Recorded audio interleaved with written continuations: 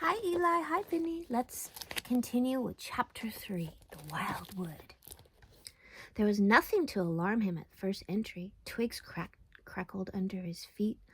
Logs tripped him. Funguses on stumps resembled characters and startled him from the moment by the likeness to something familiar and far away. But that was all fun and exciting. It led him on, and he penetrated to where the light was less, and the trees crouched nearer and nearer, and holes made ugly mouths at him on either side. Everything was very still now.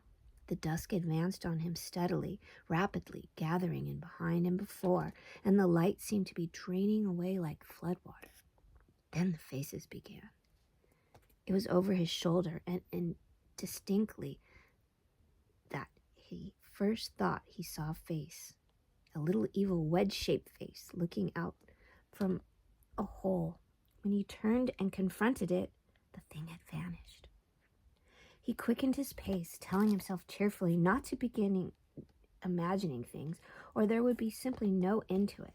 He passed another hole, and another, and another, and yes, certainly a little narrow face with hard eyes had flashed up for an instant from a hole and was gone. He hesitated, braced himself up for an effort, and strode on. Then suddenly, as if he'd been so all the time, every hole, far and near, there were hundreds of them, seemed to possess its face, coming and going rapidly, all fixing on him glances of malice and hatred, all hard-eyed and evil and sharp.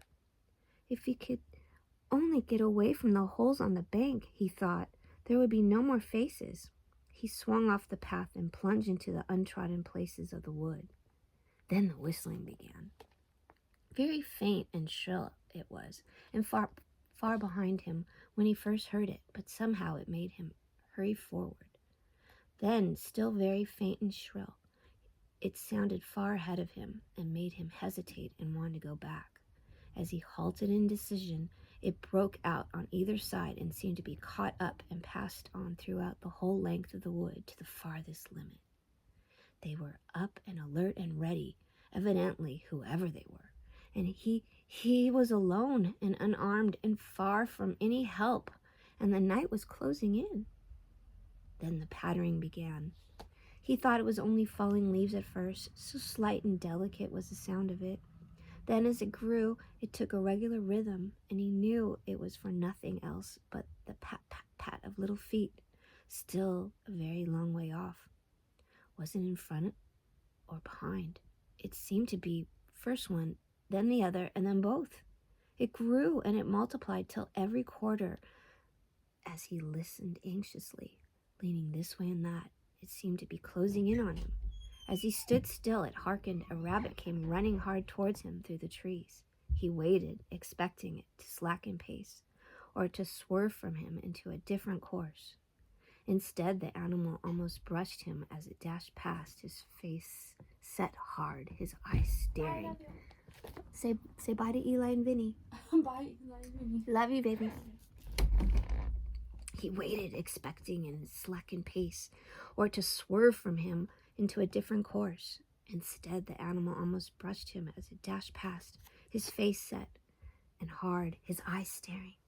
"Get out of this, you fool, get out!" The mole heard him mutter as he swung round a stump and disappeared down a friendly burrow.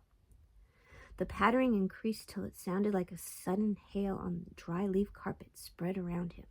The whole wood seemed running now, running hard, hunting, chasing, closing in round something or somebody. In panic, he began to run too, aimlessly, he knew not whither. He ran up against things. He fell over things and into things. He darted under things and dodged around things. At last he took refuge in the deep, dark hollow of an old beech tree, which offered shelter, concealment, perhaps even safety, but who could tell?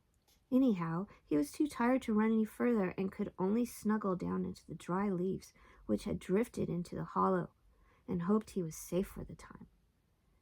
And as he lay there, panting and trembling, and listening to the whistling and the patterings outside, he knew it at last, in all its fullness, that dread thing which Other little dwellers in the field and hedgerow had encountered here, and known as their darkest moment. That thing which the rat had vainly tried to shield him from, the terror of the wild wood. Meanwhile, the rat, warm and comfortable, dozed by his fireside. His paper of half-finished verses slipped from his knee.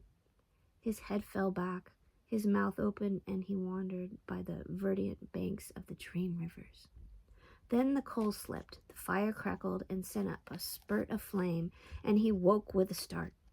Remembering what he had been engaged upon, he reached down to the floor for his verses, pored over them for a minute, then looked around for Mole to ask him if he knew a good rhyme or something or other. But the Mole wasn't there. He listened for a while. The house seemed quite quiet.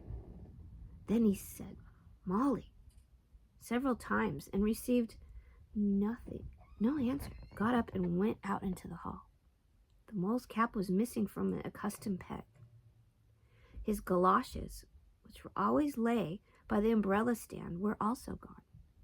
The rat left the house and carefully examined the muddy surface on the ground outside, hoping to find the Mole's tracks. There they were, sure enough. The galoshes were new, just brought for the winter, and the pimples on the soles were fresh and sharp.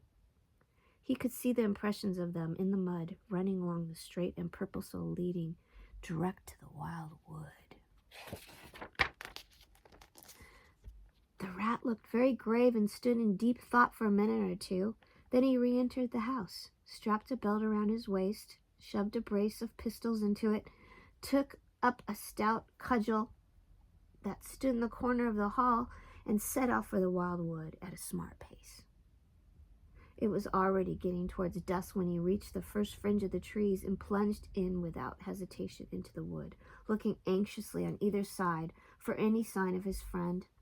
Here and there, wicked little faces popped up in the holes, but vanished immediately at the sight of the various animal, his pistols, and the great ugly cudgel in his grasp, and the whistling and the pattering, which he had heard quite plainly at his first entry, died away and ceased, and all was very still.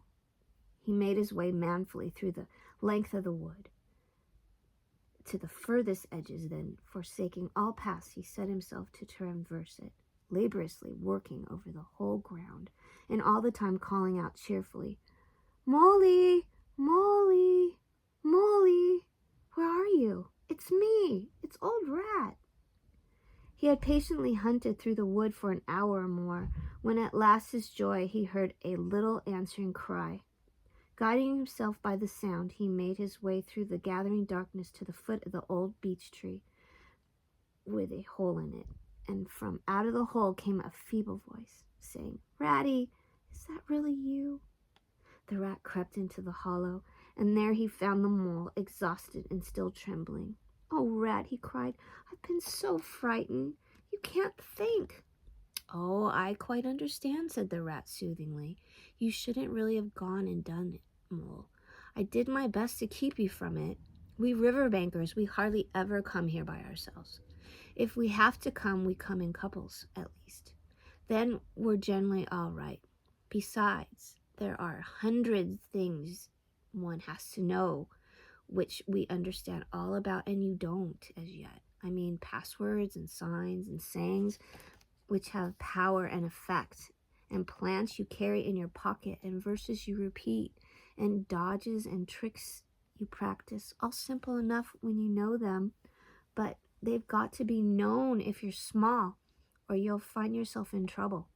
Of course, if you're a badger or an otter, it would be quite another matter." "Surely the brave Mr. Toad wouldn't mind coming here by himself, would he?" inquired the Mole. "Old Toad?" said the rat, laughing heartily. "He wouldn't show his face here alone, not for a whole hatful of golden guineas, Toad wouldn't." The Mole was greatly cheered by the sound of the rat's careless laughter, as well as by the sight of his stick and his gleaming pistols, and he stopped shivering and began to feel bolder and more himself. I think that's a good place to stop, and then we'll start the next part. Ooh, see, there it is. We'll start the next part tomorrow. Love you, sweetheart. Mwah!